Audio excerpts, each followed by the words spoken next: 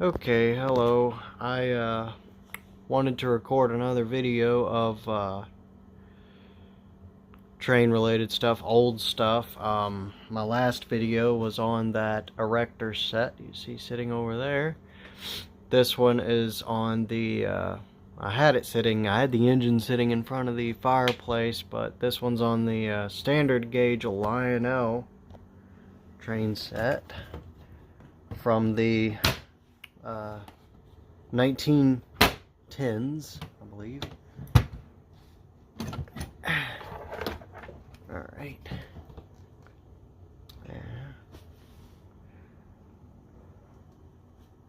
This is it. That's a Lionel number 42 single motor locomotive based off of the S1, I believe, New York Central.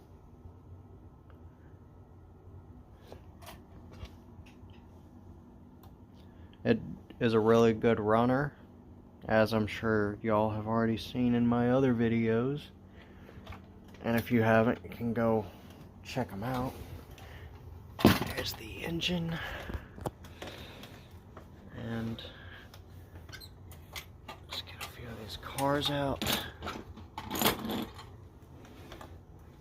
Get all the passenger cars out. Observation car.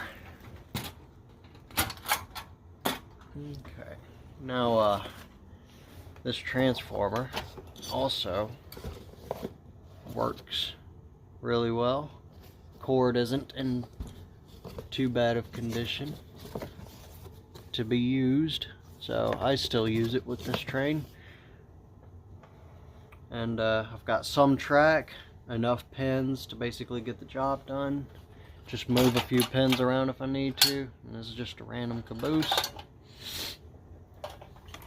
Same era, I believe. And I used the universal lock on. Got some wires here.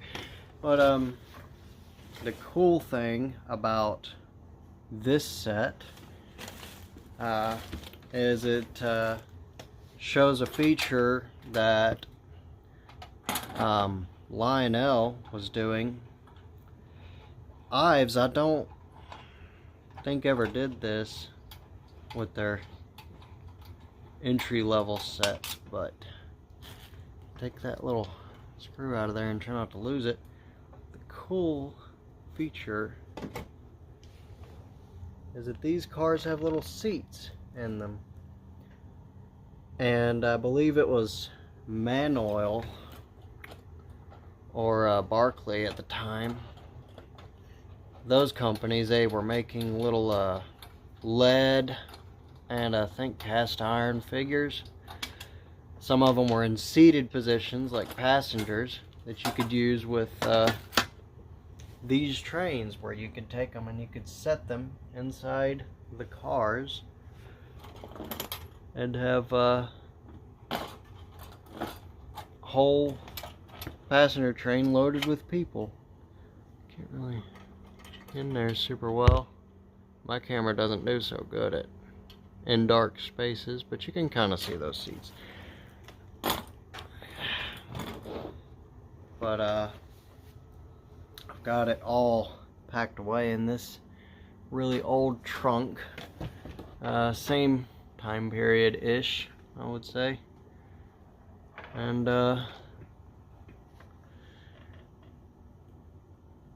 this is the I don't know if it's the exact same set. Like most people would know, the this one has the short observation deck on this observation car, but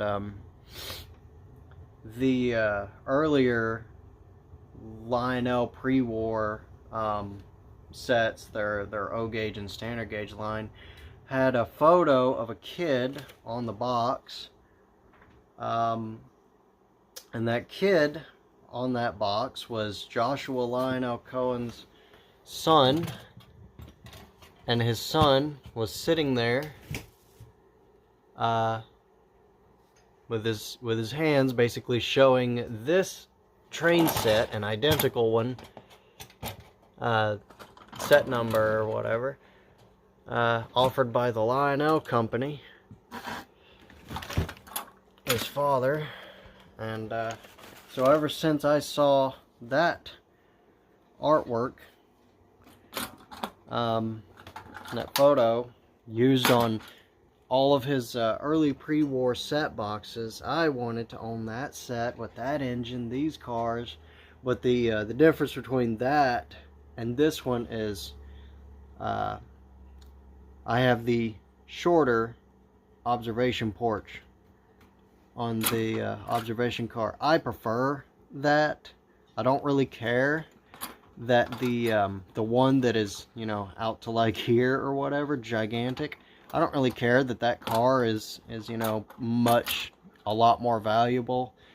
Maybe someday I would come across one and just decide to jump on it for, you know, whatever's sake, just to have it. But I like the look of this car a lot better, a whole lot better. It's absolutely my favorite variation of the observation car. As far as this set is concerned, I don't really like the look of that giant porch on that short little car, and it sticks out so far past the actual trucks, the rear truck on that car, and it just doesn't look proportioned right to me. You know, I like a decent amount of symmetry and stuff. Maybe someday I'll just go nuts and just be like, oh my god, I gotta have it now. I gotta have it. I don't know what it is, quirky, but I just want it now. I'm weird like that. One thing that I hate one day, I'm just like, no, not interested. Like three years later, I'm like, oh my god, I'd love to have it. And I guess it just takes the right mood swing or something. I don't know.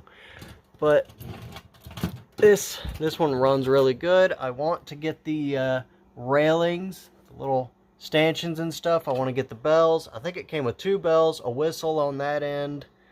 I don't know what would go there. I haven't done a whole lot of research as far as what all's missing. I know that there'd be some railings that came, there'd be a little stanchion here, and then it came down, met the pilot beam here. There's holes, or at least there's solder points where there was a little railing going here, and you can see that hole there in the corner to go into the cab and be bent down so it would stay.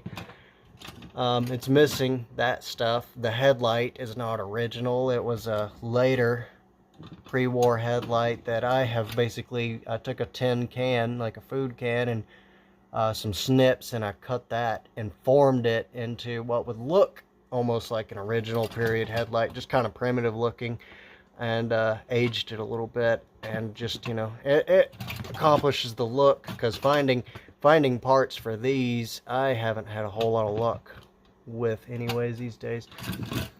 But anywho, thanks for checking this out. I will try to get video of the whole set running in a oval at some point soon. And y'all have a wonderful Halloween season, and stay fit. Thanks for watching. See you later.